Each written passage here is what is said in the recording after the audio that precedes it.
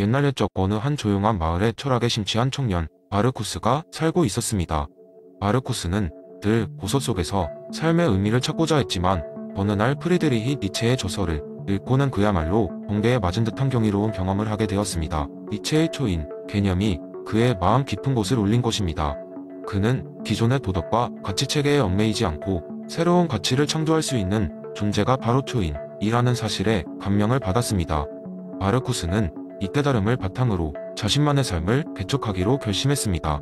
그는 주변 사람들에게도 이 개념을 전달하고자 했습니다. 그러나 어떻게 하면 사람들에게 이 철학적 개념을 보다 재미있고 쉽게 전달할 수 있을까 고민하던 중 그는 마을의 축제에서 초인 콘테스트라는 대회를 열기로 했습니다. 참가자들에게 자신만의 새로운 가치를 창조하고 그것을 바탕으로 삶의 방향성을 제시하는 퍼포먼스를 준비해보라고 공지했습니다. 드디어 축제의 날 마을 광장 한복판에 하나 둘 모여드는 사람들. 첫 번째 참가자는 자신이 과거엔 전통적인 규칙에 따르는 요리사였지만 이제는 모든 음식을 예술 작품으로 승화시키기 위해 독창적인 요리 스타일을 개발했다고 소개했습니다. 그는 자신의 요리에 대한 철학을 열렬히 설명하며 초인 셰프라는 별명을 얻었습니다. 두 번째 참가자는 한때 잘못된 선택으로 실수를 했던 과거를 고백하며 이를 극복하고 새로운 삶의 목표를 정립한 이야기를 나눴습니다. 그녀는 이를 통해 마을 어른들을 대상으로 한신뢰 회복 커뮤니티를 설립했으며 마을 사람들에게 긍정적인 변화를 주도하고 있었습니다.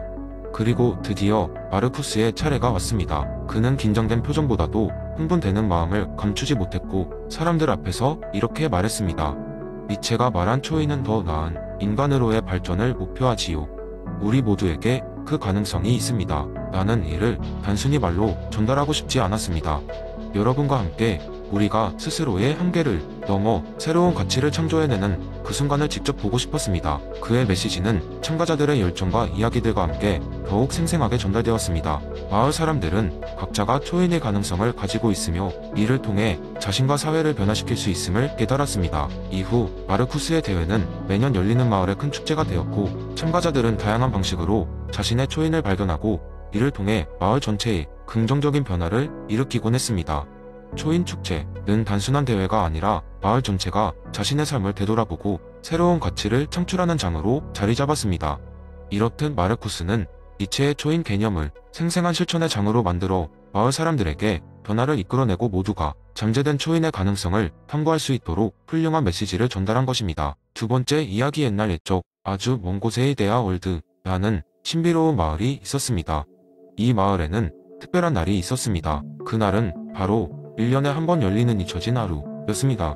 이 날이 되면 모든 마을 사람들은 마법의 무지의 장막 뒤로 이동하게 되며 자신이 누구인지 무엇을 하고 있는지에 대한 모든 기억을 잃게 됩니다. 이 잊혀진 하루는 마을의 전통이었고 누가 만들었는지 언제부터 시작되었는지는 아무도 알지 못했습니다. 다만 이날이 지나고 나면 마법이 풀리면서 자신이 잊었던 모든 것들이 돌아오지만 하루 동안 무지의 장막 뒤에서 겪은 일들은 흐릿한 꿈같이만 기억되었습니다. 어느 해에 마을 사람들은 이 잊혀진 하루를 맞이하기 위해 준비를 하고 있었습니다. 마법의 장막이 내려오고 사람들은 자신이 누구인지 전혀 모르는 상태에서 깨어났습니다.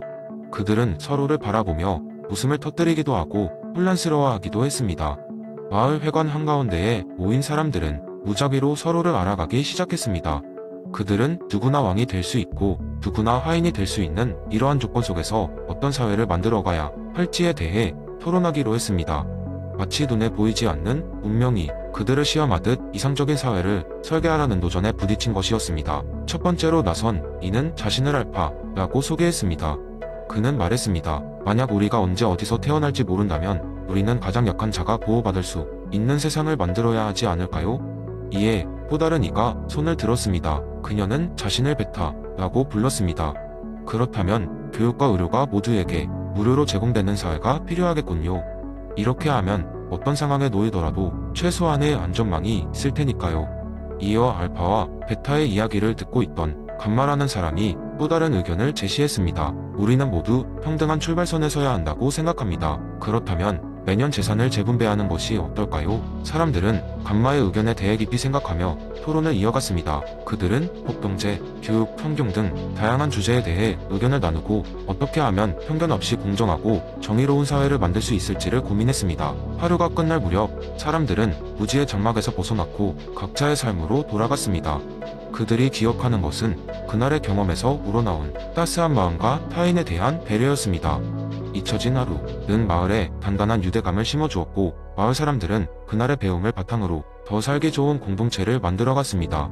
이렇게 이데아 월드에서는 매년 잊혀진 하루를 통해 끊임없이 자신들의 사회 규범을 제고하며 누구 하나 소외되지 않는 공정한 세상을 갈고 닦아 나갔습니다. 그들은 자신의 위치에 관계없이 모든 사람이 존중받고 행복할 권리를 가진다는 것을 잊지 않았습니다. 마을 사람들은 무지의 장막 속에서 진정한 사회 정의의 의미를 탐구하며 더 나은 내일을 향한 여정을 계속해 나갔습니다. 세 번째 이야기, 평화로운 작은 마을. 피넬로피 마을에는 예로부터 전해 내려오는 독특한 축제가 있었습니다. 이 축제는 바로 호의 바자회라는 이름의 마을 행사였는데 주민들은 이 행사에서 물건을 돈이 아닌 호의로 거래했습니다. 예를 들어 당신이 이웃의 정원을 돌봐줬다면 그 이웃은 당신에게 집에서 구운 파이 한 조각을 주는 식이었죠. 이는 마을의 공동체 의식을 강화하고 돈만으로는 얻을 수 없는 소중한 관계를 만들어갔습니다. 그러나 어느 날 외지에서 온 한 사업가가 마을을 방문했습니다. 그는 피넬로피 마을의 포근한 공동체 정신을 익히 듣고 자신만의 사업 아이디어를 떠올렸습니다. 사업가는 바자회에 참가하여 사람들에게 다음과 같은 제안을 했습니다. 여러분의 호의를 미리 구매하고 싶습니다. 예를 들어 제가 오늘 10달러를 드리면 내일 저를 위해 잔디를 깎아주실 수 있을까요? 처음에는 누구도 그의 제안을 진지하게 받아들이지 않았습니다. 하지만 시간이 지나면서 점점 더 많은 사람들이 그의 제안을 받아들이기 시작했습니다. 어떤 사람은 그의 제안을 통해 빠르게 돈을 벌 수 있다는 생각에 매료되었고 또 어떤 사람은 단순히 호기심에 응하게 되었습니다. 사업가는 사람들에게 선불로 돈을 주며 호의를 구매해 나갔고 그 결과 마을의 전통 있는 바자회는 점점 상업적인 거래에 물들어갔습니다. 이변이 일어나자 피넬로피의 원로들은 깊은 고민에 빠졌습니다. 시장의 논리가 마을의 전통을 위협하고 있었기 때문입니다. 그들은 마이클 샌델의 저서에서 배운 마켓 사회의 문제점을 떠올리며 시장의 논리가 공동체의 인간적, 유대와 사회적 덕목에 미칠 수 있는 부정적인 영향을 고민했습니다. 이들은 주민들 사이에서 점차 사라져가는 신뢰와 온정을 복원해야 한다는 사명감을 느꼈습니다. 그래서 원로들은 특별회의를 열어 마을 주민들에게 연설했습니다. 시장은 물건을 사고 파는 곳이 아니라 우리의 공동체와 영혼을 지키는 것이 더욱 중요합니다. 우리는 이 호의 바자회를 통해 서로에게 값으로 매길 수 없는 진심과 배려를 주고받고자 했습니다. 돈을 통해 얻을 수 있는 것은 잠깐의 편리함일지 모르나 잃어버린 신뢰와 온정은 돈으로 회복할 수 없습니다. 부드럽지만 단호한 그들의 연설은 주민들의 마음을 움직였습니다. 서서히 사람들은 돈보다는 관계의 가치를 다시 인식하게 되었습니다. 기존 이후의 바자회는 점차 원래의 모습으로 돌아갔고 외지 사업가조차도 마을의 진정한 가치를 깨닫고 결국 그의 사업 모델을 철회했습니다. 이 이야기는 피넬로피 마을이 사람들에게 중요한 교훈을 남겼습니다. 시장 경제의 논리가 모든 영역을 침범하도록 허용했을 때 공동체의 본질적인 가치는 희생될 수 있음을 깨닫게 된 것이죠. 이는 단순한 썰로 머무르지 않고 마을 사람들의 마음속에 깊이 자리 잡은 진리로 소중히 간직되었습니다. 네 번째 이야기, 옛날 옛적 눈부시게 아름다운 왕국이 있었어요. 왕국은 평화로웠고 사람들은 친절했으며 모든 것이 완벽하게 잘 돌아가는 것처럼 보였습니다. 하지만 이 왕국에는 해결해야 할 문제가 하나 있었어요. 바로 미루는 이라는 별명을 가진 젊은 왕 엘리엇이었습니다. 엘리엇 왕은 매일 아침 일어나면 그날 해야 할 일을 무려 12가지나 적어놓고도 정작 중요한 결정을 외면하곤 했어요. 오늘이 아닌 내일로 미루는 것이 그의 특기였죠. 왕국 사람들은 엘리엇 왕을 걱정스럽게 바라봤습니다. 많은 결정이 미뤄지다 보니 왕국은 점점 활기를 잃어갔습니다. 농민들은 새로운 농기구가 필요했고 상인들은 무역 경로를 개선해야 했으며 학자들은 새로운 도서관을 세우고 싶어 했습니다. 하지만 모든 것이 엘리엇 왕의 끝없는 미루기 속에 멈춰버렸죠. 그러던 중 왕국에 벤담이라는 여행자가 찾아옵니다. 그는 제레미 벤담의 공리주의를 연구하는 철학자였습니다. 벤담은 왕국의 상황을 알게 되었고 엘리엇 왕에게 공리주의의 원리를 통해 그가 어떻게 결정을 내려야 할지를 설명하기로 했습니다. 왕이시여, 벤담이 말했습니다.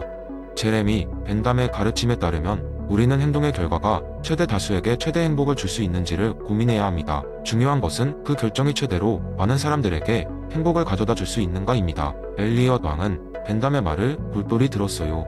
그는 매일 아침 머릿속을 어지럽히던 12가지 목록을 다시 봤습니다. 이번에는 목록의 각 항목이 얼마나 많은 사람들에게 얼마나 큰 기쁨을 줄 수 있을지를 생각했어요. 그간 자신이 중요하지 않다고 생각했던 농기국에서는 농민들에게 큰 힘이 될 것이었고, 무역 경로는 왕국 전체의 경제를 개선할 수 있는 기회였습니다. 그리고 도서관은 지식을 갈망하는 많은 사람들에게 유용했죠. 벤담의 조언에 따라 엘리엇 왕은 가장 많은 사람들에게 가장 큰 행복을 줄 수 있는 일부터 처리하기 시작했습니다. 왕국은 다시 활기를 되찾았고 사람들은 엘리엇 왕을 칭찬하기 시작했습니다. 비록 처음에는 머뭇거렸지만 그는 점점 결정을 내리는 데 익숙해졌고 그의 결정들은 매번 왕국 사람들에게 행복을 가져다 주었습니다. 그 후로도 벤담과 엘리엇 왕은 종종 만나 복리주의에 대해 이야기했습니다. 각종 정책과 법률을 결정할 때마다 벤담은 엘리엇 왕에게 최대 다수의 최대 행복을 기억하도록 상기시켰죠. 이로 인해 왕국은 평화롭고 행복한 시기를 오래도록 유지할 수 있었습니다. 이렇게 제레미 벤담의 공리주의는 엘리엇 왕에게 중요한 교훈을 남겼죠. 진정으로 중요한 것은 자기 자신보다도 더 많은 사람들의 행복을 우선으로 두는 것입니다. 엘리엇 왕은 그 후로 행복의 왕이라는 칭호를 얻게 되었고 그의 미루기 습관은 언제부터인가 역사 속의 재미난 일화로만 남게 되었답니다.